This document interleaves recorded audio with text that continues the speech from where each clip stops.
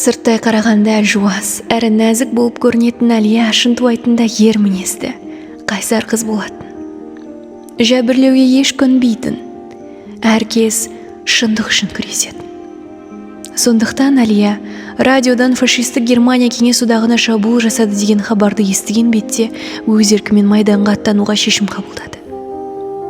Ол ату бойынша нұсқаушылар мектебіне алғашқылардың бірі болып жазылып, курстағы тұңғыш қазақ қызы атанды. Жетістігіне риза болған мұғалімдер оқуды аяқтаған соң оны мадақтап, аты жөні жазылған мылтықты сыйға тартты. Курстастарымен бірге Әлия да қан майданға аттанды. Бірақ командирлер шынашақтай ғана арық қызды шамасы жетпейді деген қауіппен жауапты тапсырмаға жібермей қойды.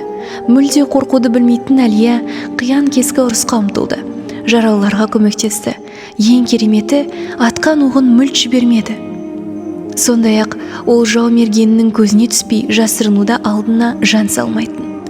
Сонда ғана командирлер оның әлсіз емес, нағыз ер жүрек, нағыз батыр қыз екенін түсінді.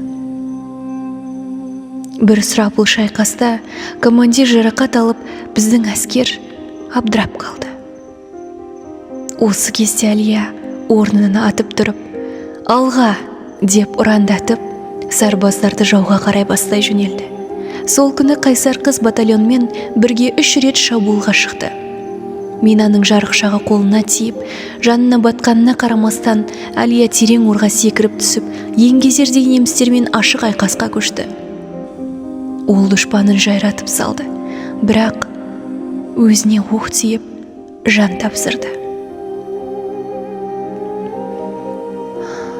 Содан бері арада көп жыл өтсе де, өр рухты ару қыздың ұлы ерлігін туған ел ұмытқан емес, ұмытпайды да.